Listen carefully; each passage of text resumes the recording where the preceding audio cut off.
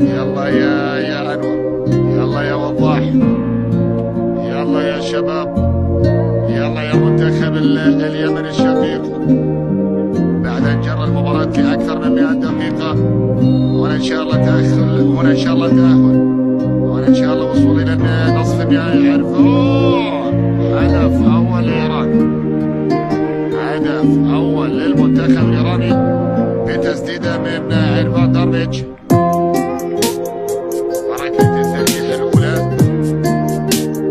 للمنتخب الايراني، ركلت في زاويه يمنى لحارس المرمى وضاح انور. وفتحه اولى ايرانيه بركله ترجيحيه هنا، وانا صاحب الهدف الطريقي انور. اول ركله ترجيحيه للمنتخب اليمني، اول ركله ترجيحيه عرشه الشاكوري وانور. يلا يا طريقي، يلا يا انور، كره محاوله، هدف اول يمني. برافو برافو برافو انور الطريقي، وضع كره في جهه والحارس في جهه، كره في زاويه يمنى وحارس في زاويه يسرى. هدف تعادل وركله ترجيحيه تعادل اولى للمنتخب اليمني. يلا يا شباب، انور الطريقي يسجل ركله ترجيحيه تعادل.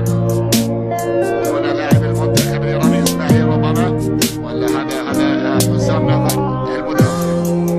قلوب دفاع، عرفان سدد وسجل. الان نظري، وان شاء الله تصدي لوضاح. ركله ترجيحيه ايرانيه ثانيه ومحاوله عند حسام نظري. هدف ثاني ايراني، هدف ثاني ايراني بتسديده قويه من المدافع حسام نظري. ايضا وضع الكره في زاويه والحارس في زاويه. ثاني اهداف المنتخب الايراني عن طريق المدافع حسام نظري. علينا ننتظر من هو منفذ الركله الترجيحيه الثانيه للمنتخب اليمني. وانا اللاعب حسام نظري، ايضا هيثم السلامي. يلا يا هيثم، الباك الايمن للمنتخب الايمن، المنتخب اليمني. بعد ان فعلها انور الطريقي، ان شاء الله هيثم السلامي سليمه. هيثم حركه الترجيح الثاني.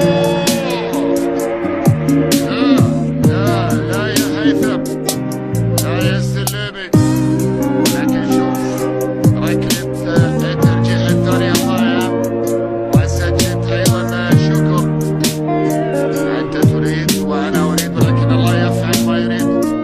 يلا معوضه ان شاء الله يا هيثم يا سلامي، وبقيه لاعبي المنتخب اليمني قادرين، وحارس المرمى وضاح انور. اذا ركله ترجيح ثانيه من هيثم السليمي، وركله الترجيح الضائعه.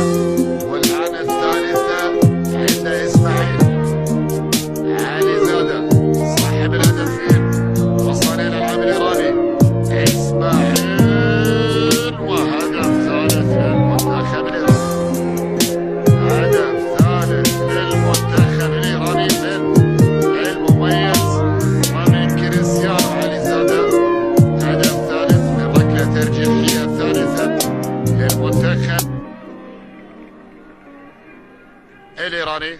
كنا نتكلم عن اشواط اضافيه، ولكن يبدو ان هذه النسخه لعبت من دون اشواط اضافيه بركلات ترجيحيه في ربع نهائي هذه المسابقه. اذا ركله ترجيحيه ثالثه للمنتخب اليمني، والبديل محاوله. يا سلام، عصام عبد اللطيف ردمان، عصام عبد اللطيف ردمان يسجل هدف ثاني الان للمنتخب اليمني. قويه في سقف المرمى يمنيه. هدف ثاني، هدف ثاني. ويلا يا وضاح، يلا يا انور، هات واحده من هالثنتين.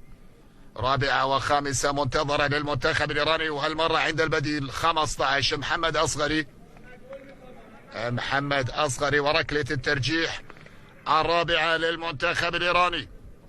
ركلة ترجيحية رابعة، إذا ما سجلها راح يزيد الأمور صعوبة. أصغري ولا وضاح، تسديده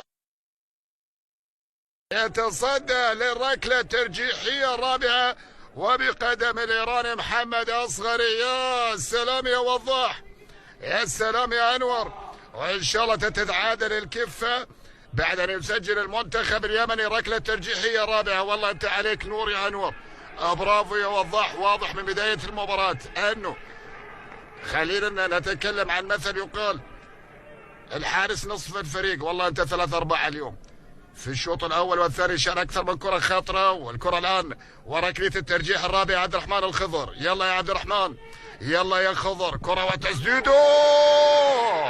لا لا لا، الخضر يطيح بهذه الركلة الترجيحية الرابعة ويزيد المهمة صعوبة، يزيد المهمة صعوبة على المنتخب اليمني.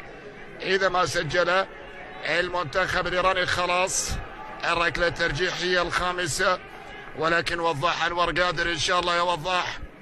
غريبة من عبد الرحمن الخضر، مواليد 2008، أصغر لاعب المنتخب اليمني سنا مع حارس المرمى وضاح أنور. يلا يا وضاح، نعمة أندرز والركلة الترجيحية الخامسة. نعمة أندرز صاحب الهدف التقدم في